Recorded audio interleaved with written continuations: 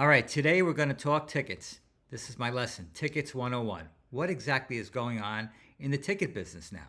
Well, there's a lot happening, but let me tell you a little history of where we are and where we came from.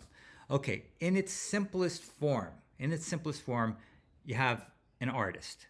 You have Springsteen, Madonna, Rolling Stones, BTS, whoever it is. You got your artist, and you got your fan. Okay, and in the simplest form, the artist will play a concert. The fan will pay the artist. Everybody's happy, right? There's enough seats for the fans in the audience, and they play, they get paid. Everybody, there's no middlemen, nobody else. But in the reality is it doesn't work that way because you have an artist that has huge appeal, right? They appeal to tens of thousands, hundreds of thousands, millions of people, right? And then they play in places that don't hold enough seats for all the fans that are there. That creates a dichotomy of supply and demand, okay? And that's where prices get out of whack, okay? So what has happened is, and there's a lot of players now involved in this. Here are the players. You got your ticketing companies, you got your venues, you got your producers, your production companies, you've got the artist management, you've got so many players now are involved in this industry against the fan.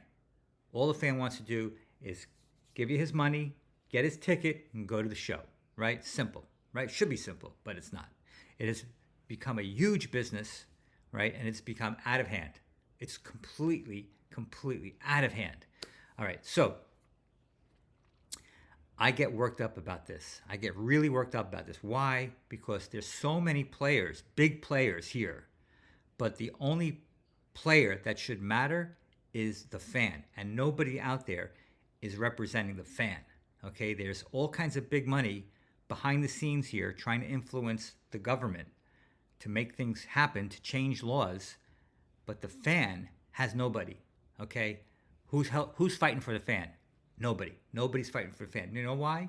Because the fan pays. The fan keeps paying, and therefore, as long as the fan keeps paying more and more, the prices are going to keep going up and up and up. Laws are going to change because nobody is fighting for the fan. The fan has no say in the matter. He's got no skin in the game. Nobody is asking the fans, hey, what do you guys really want? Look, there's two players here that if either one of them stop, then the whole business stops.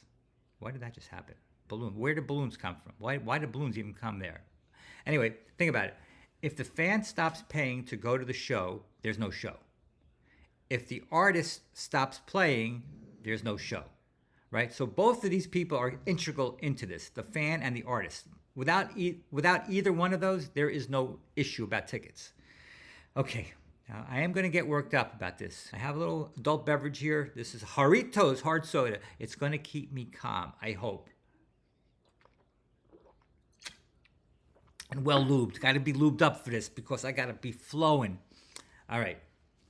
So, let's talk about some of the players. All right, the players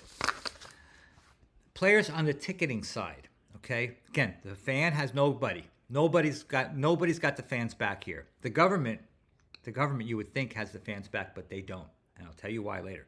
But anyway, all right. So the biggest player in the game here is Ticketmaster. You guys know Ticketmaster, right? They're the company everybody loves to hate. Ticketmaster, right? Everybody complains about Ticketmaster. They take all the heat. And they should, because they are the biggest player, okay? All eyes are on Ticketmaster all the time. They have to be the ones that set the stage. They have to set the example, yet they don't. They set a poor example. They fail miserably, and that's why we're in this situation, because you get a giant show like the Taylor Swift tour, which went on sale. I don't know if you guys remember it, but you had to register as a verified fan. You had to go through all kinds of hoops.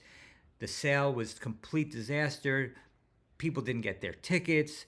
Ticket brokers got tickets. They were asking astronomical prices. And then people complained. They complained to the government. The government said, okay, we're going to change the whole business now. We're going to regulate everything. We're going to put laws down that's going to make things better for the fan, right? Because the laws that they're listening to are the lobbyists. The lobbyists are the ones who get in the ear of the senators, the legislators who try to change the laws. Remember, becomes a bill, the bill becomes a law. So first thing has to happen is you got to get bills passed. How do you get bills passed?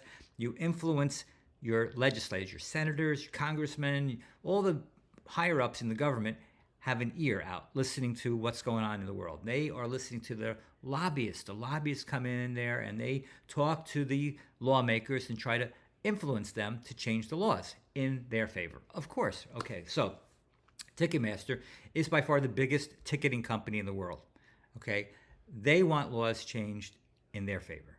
Now, I might add that the entire ticketing debacle that caused all the uproar in the ticket industry was caused by Ticketmaster. How is that? Because they're the biggest player. And what they did, instead of taking responsibility for the mishandling of the Taylor Swift tour, what they did was they cast the blame on everybody else except themselves.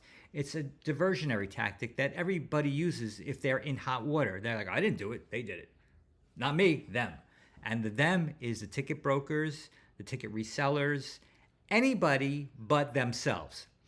Truth of the matter is, this was a huge sale, right? And if they could handle it, they would block the bots, right? The bots wouldn't get in there and get the tickets. Now, there are already laws about bots. Bots are illegal, right? So more laws are not going to make them more illegal, right? So let's start with that. So Ticketmaster is trying to change laws that only favor Ticketmaster, not the fan. They make it sound like they're going to favor the fan, but they really benefit Ticketmaster. Okay, the other organization behind, so it's Ticketmaster Live Nation, two outfits, but really one company. So Ticketmaster / Live Nation is one big company. Basically, Ticketmaster handles the ticketing. Live Nation handles the venues. They own the venues and they own the production companies. Okay, the next player in this is this guy called NIVA, National Independent Venue Association. And what they do is they're behind a bill called Fix the Ticks. Okay, and they put out a lot of press releases. They're very good at their marketing, trying to sway, ultimately, Congress and senators and legislators to change laws that favor them. Who are these guys? Well, they're independent venues. They're the box offices behind theaters, around the country. A couple hundred of them out there. They got together with a couple hundred artists, and they had them sign these bills. They had them sign these letters saying, "Hey, we're for Fix the Ticks." Okay, but they send out this press release saying, we have 250 artists that signed this letter asking you guys to change the laws. Well, the 250 artists turns out to be just like 3 of them that you've heard of. The rest of them you've never heard of. You've never heard of the bulk of them. So why is that important? Because it shows you what's going on here. They're trying to inflate what they're doing. They're trying to over-exaggerate. Oh, we have 250 artists standing behind us, when it's like 3 artists and 247 wannabe artists, that are just putting their name out there just to have their name out there. So what Fix the Ticks does is they're very good at getting these press releases out. I've seen these press releases come out in Rolling Stone, all kinds of magazines. And what they do is they put out articles that really just over-exaggerate what's happening in the ticket business. They'll say things like, oh, the bots have all the tickets, or speculative tickets are causing all the problems in the ticket industry. All right, and basically what they're doing is this, using sensationalism and fear-mongering to try to change the senators and the congressmen's minds about the laws. They're saying, oh my gosh, look what's happening out there. You guys are letting this happen. You guys are letting these bots take all the tickets. It's not happening that way. What they're doing in their articles is they're just trying to over-exaggerate what's going on, or cast blame again on not what the problem is, but what they think will make the senators change the laws. And this is the part that irks me and it's making me have a drink, is that they go to a senator who has their ear, right? And the senator's like, yeah, we got to change these laws. We can't have our constituents not get their Taylor Swift tickets. So what do we got to do? What laws do we got to change? I'll sign anything. And what they do is they pass these laws that sound like they're really helping the fan, but in fact they are not helping the fans whatsoever. anti-fan friendly provisions. And what they've done in some states is they actually put some anti-fan friendly legislations and they bury them inside of other laws. I call it the Trojan horse bill.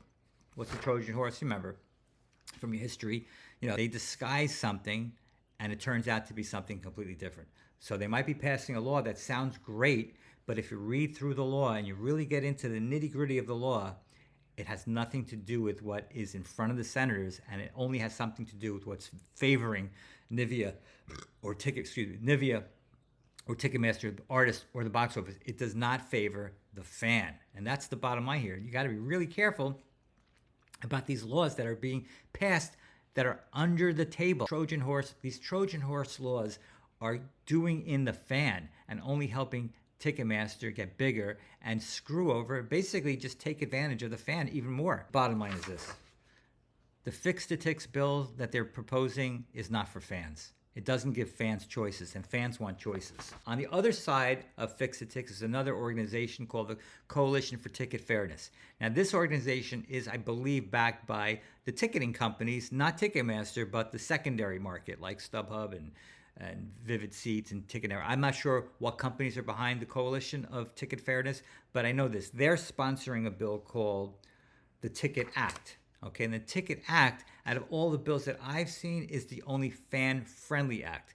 Yes, it does favor the ticket services, the ticket brokers, but it also favors the fan, and that's the most important part of this.